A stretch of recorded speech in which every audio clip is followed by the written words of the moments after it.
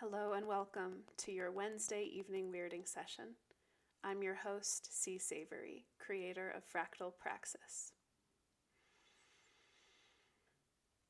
You know what's on my mind lately? That I did not expect to be broadcasting to you weekly from a collapsing regime.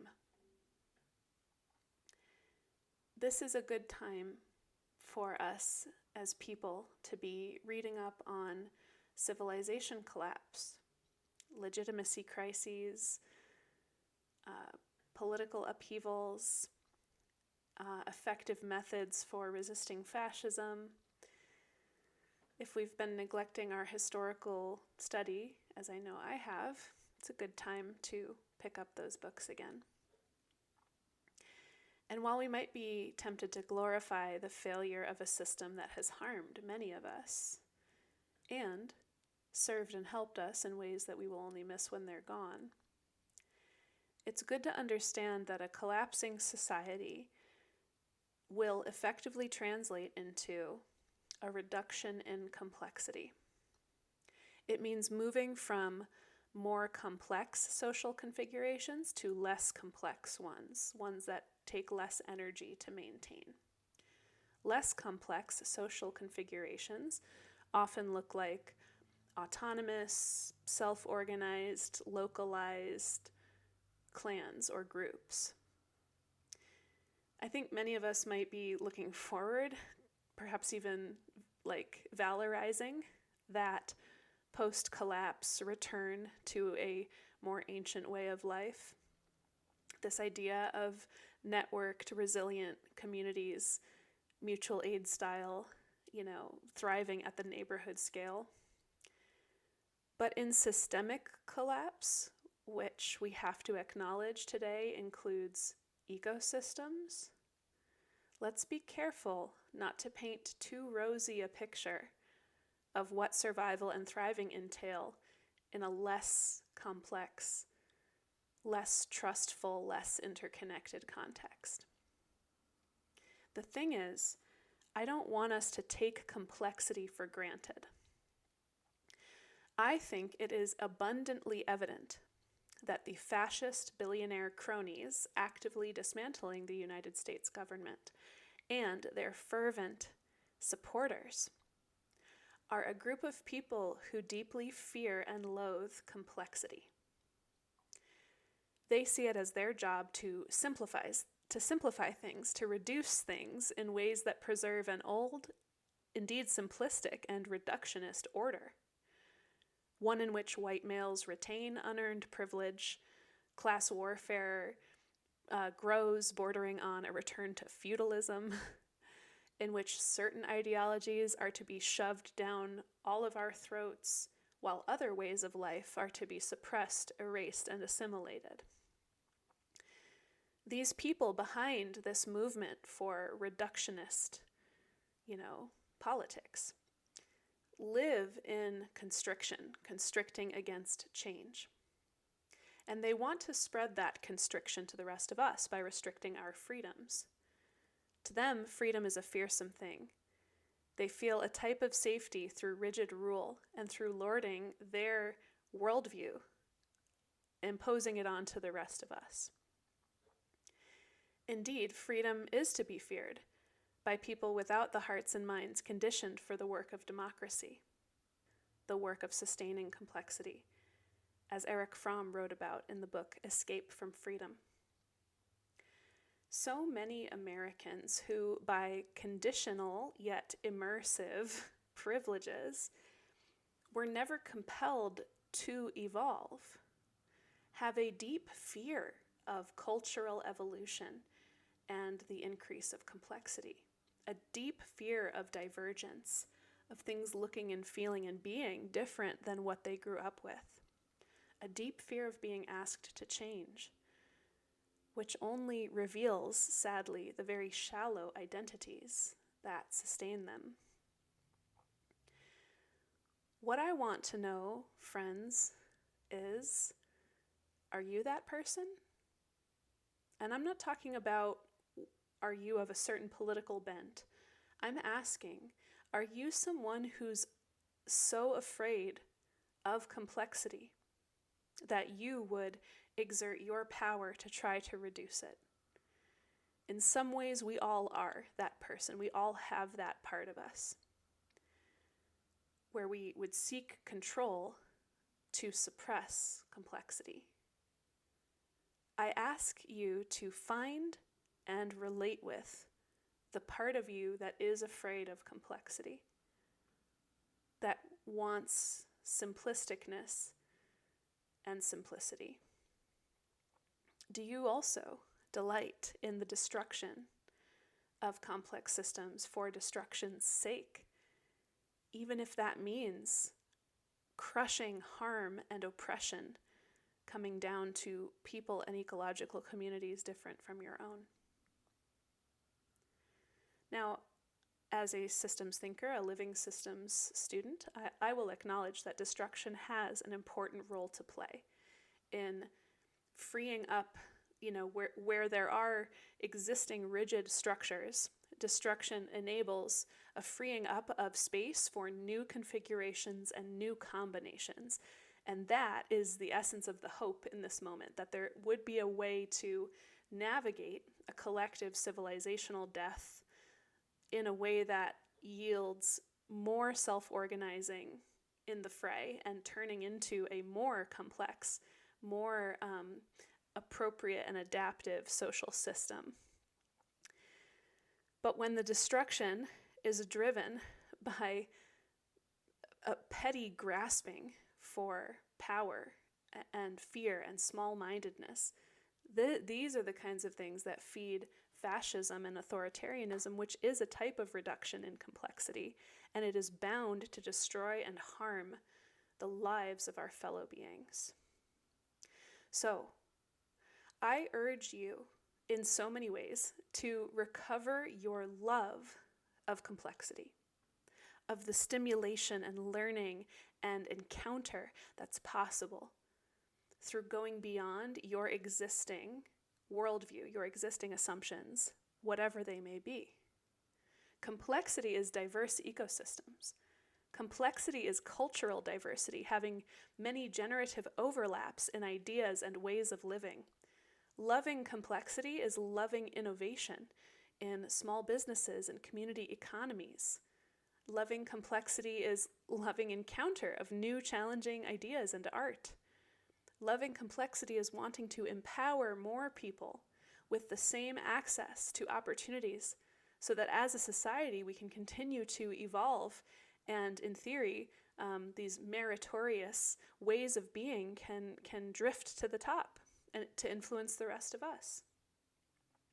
I want you to recapture and develop your love of complexity, which is innate in you as a living being. It has never been more important that we do so collectively. Growing up, I always knew that within my lifetime, we would see a massive restructuring of the values, norms, ways of life, beliefs, processes, etc., of civilization, caused, whether knowingly or not, by the overshooting of Earth's capacity to support us in this way of life. This moment is a good context for what I call hyperevolution. Evolution is always happening. We're almost never aware of it. It's kind of like a passive process for us. It washes us each day, but we don't really notice it.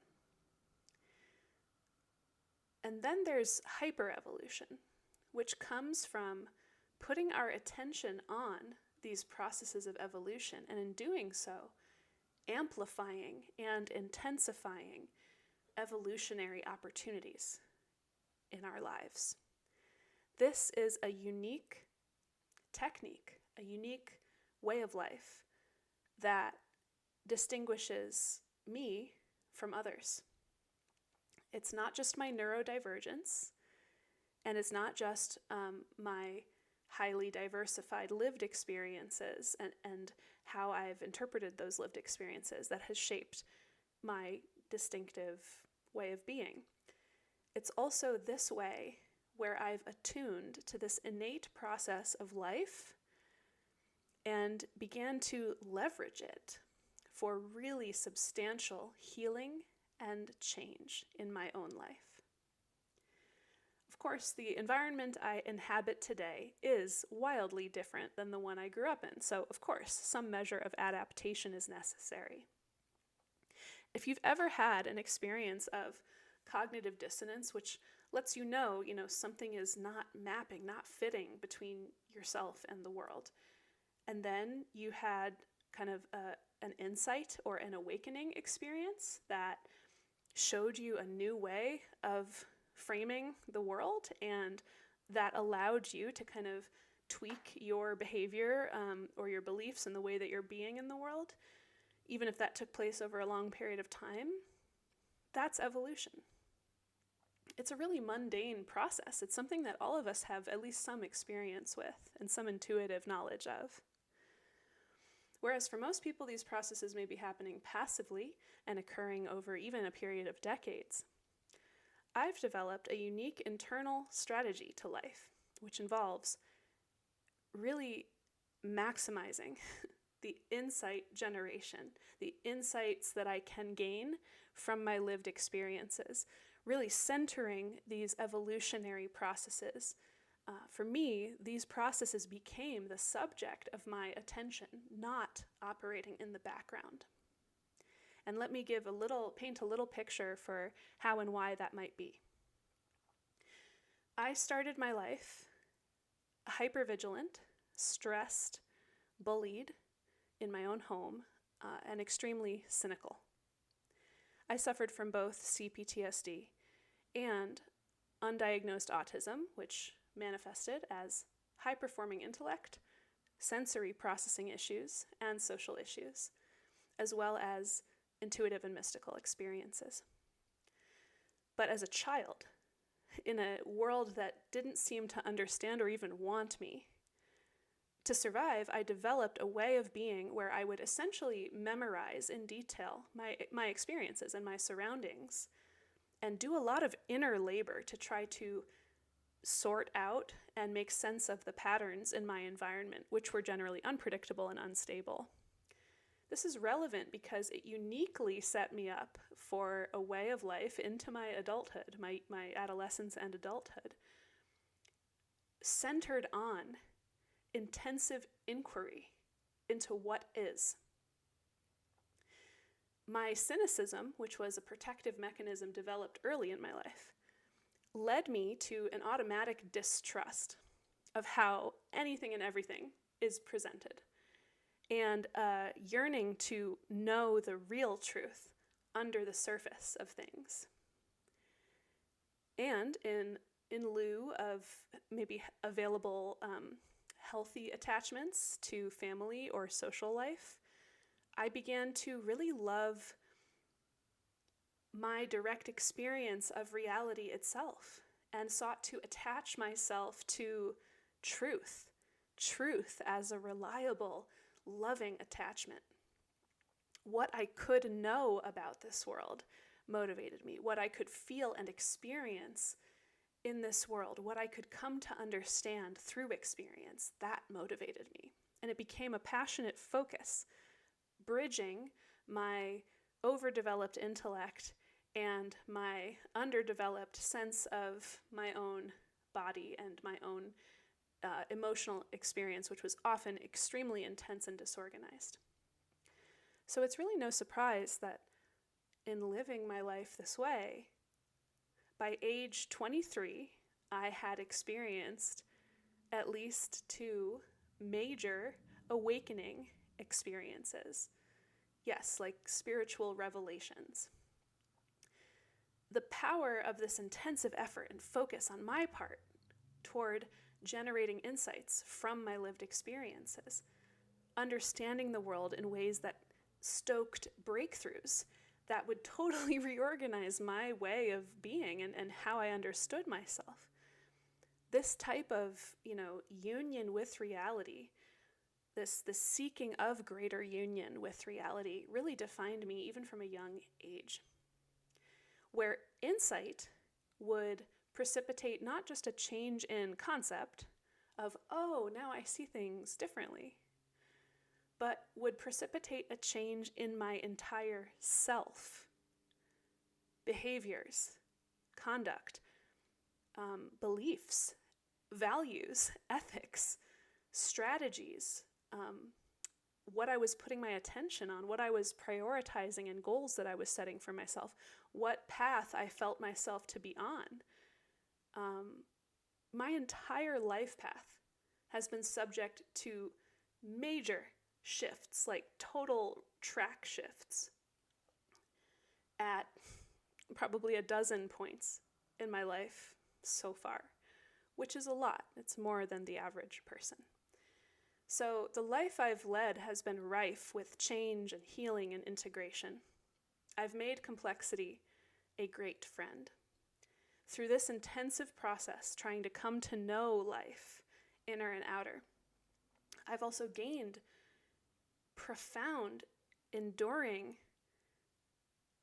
insight into truths about the patterns and the ways that systems work to animate all kinds of phenomenon in our lives.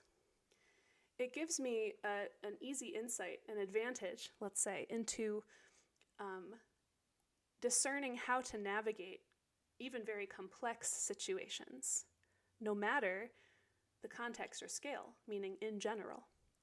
I've used this talent in my 13 years of consulting with a range of different types of organizations and businesses with different business models, different industries, different customer bases, and different purposes in their startup phase.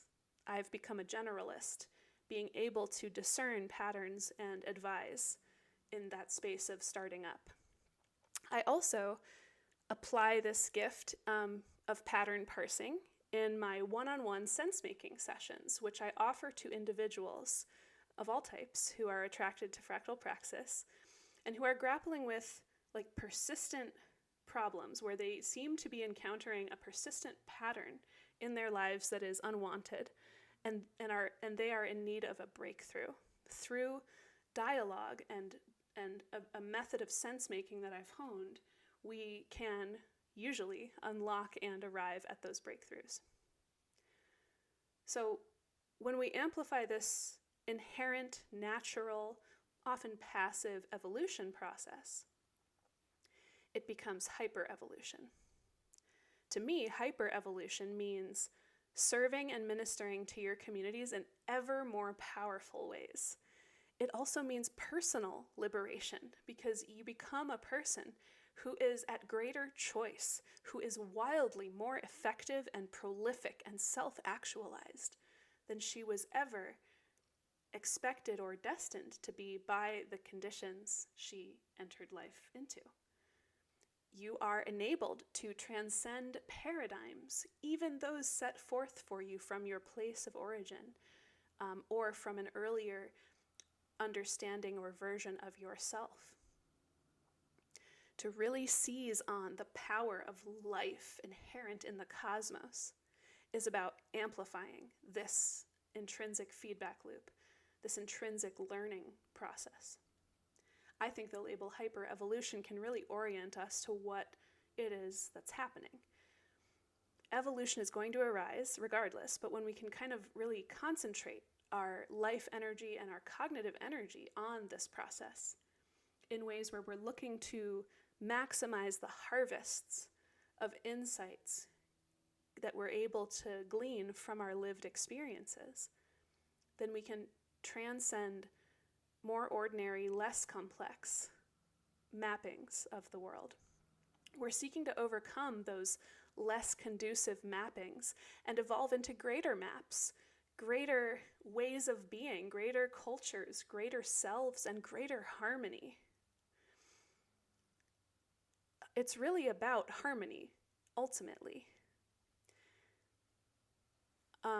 It's about more effective and efficient uses of energy such that more beings thrive. That is what we unlock when we choose a path of hyperevolution. My life story is contain really powerful testimony to this. And I'm going to be shifting these weekly talks, at least in the near term, to tell more of my story. I want to do so that you can gain understanding of me, that you can feel me more, because I'm recognizing that some of what I'm talking about might seem very abstract, but for me it is not just something intellectualized, it is something actualized. It is lived. It is lived, and that lends to it a type of sturdiness and trustworthiness that I want to reveal and share with you. In theory, there is no limit, no actual limit to the quantity, quality, or depth of these learning loops that an individual or a collective can go through. And when we access that increased harmony, it cascades in a spiral of abundance, and we inhabit greater liberation, greater truth, greater oneness, in ways that are simple, but not simplified, and that foster room for divergence and growth. I believe in the pregnant significance of this particular moment in time. So I implore you to join me on a path of hyperevolution. Now, this kind of evolution, of returning to life, of reassociating ourselves with reality, amid being inundated with disinformation and hostile actors, this might actually be a factor of survival, and I'm not just speaking of spiritual survival. We must develop ourselves. We must develop ourselves. We must develop ourselves to be responsive, adaptive, and equipped to respond to this moment and the needs of our communities. I hesitate to think of the alternatives. That said, it's time for fractal praxis to reach its own next threshold of growth. And that's going to look like cohorts. Courses, essentially, but with the feature of a specific group going through the shared experience together synchronously. So whereas you might see an online course that's asynchronous and everyone's taking it whenever they want to and moving through the modules at whatever pace they want to, a cohort is when we join up synchronously as a student body, let's say, and we move through the material together, and we discuss and we process and we digest and we relate together. I have had the honor of co-leading several of the social permaculture design courses here in the Denver area over the last 7 years, and the experience is always something truly transformational for people. So I'm motivated to bring that same patterning into original courses that Fractal Praxis will be producing. I want to do a cohort on hyperevolution, on the actual applied methods of hyperevolution, and really guiding people through this, developing of pattern parsing, as I like to call it, the ability to discern patterns in complex situations, and just the various methods. There's actually a lot there. I don't want to go into it right now, but let's just say, let's have a cohort on hyperevolution. We could also have a cohort on cooperativism. I've been a student of the design and function of cooperative systems, social systems, for the last 13, 15 years of my career. And we desperately need this education because many of us have forgotten the ways that our ancestors would have intuitively known for how to cooperate. And I'm talking about rigorous, disciplined, skillful cooperation, which is only going to become so much more relevant in the aftermath of collapsing complexity. I also want to do a cohort on especially targeting women who are looking to develop and empower their own intuitions, their own connection to the wisdom of the cosmos, through the myth of Vasilisa and Baba Yaga. So this young woman who basically becomes initiated into her more mature, intuition-linked self through going into the deep, dark woods in pursuit of the big bad witch, right? That myth and the steps that the young woman goes through have so much insight in them for our own growth as intuitive and connected and skillful beings. And I really would love to guide a cohort through that. I also have an idea for a cohort that's like a political, experimental, burlesque performance art troupe. Anyway, I could go on, but I need your participation to help me filter them. Which one of these cohorts is there enough demand for to actually move forward with in 2025? If you're watching this, I encourage you to join the mailing list if you have not yet at blog.fractalpraxis.com. Hit the subscribe button. And I encourage you to fill out the survey that I will link below to let me know your interest. Which one of these cohorts that I am prepared to create programming around are you most excited about? Which ones would you really commit to if you could join? So really encouraging everybody to take some time to let me know what cohorts would be most meaningful for you. And I'm not going to be offering a cohort unless there is a critical mass of interest in it. I would love to be able to announce the first cohort of 2025 by April 1st. That might be a bit of a stretch, but you can help me by filling out the interest form right now. Thank you. Thank you for watching and witnessing. Now is the time in the ritual when we pass the proverbial basket. If you'd like to support the work of Fractal Praxis, please make a donation using the link below, or consider becoming a member of Fractal Praxis. In closing, I wish you farewell. Merry meet and merry part, and merry meet again.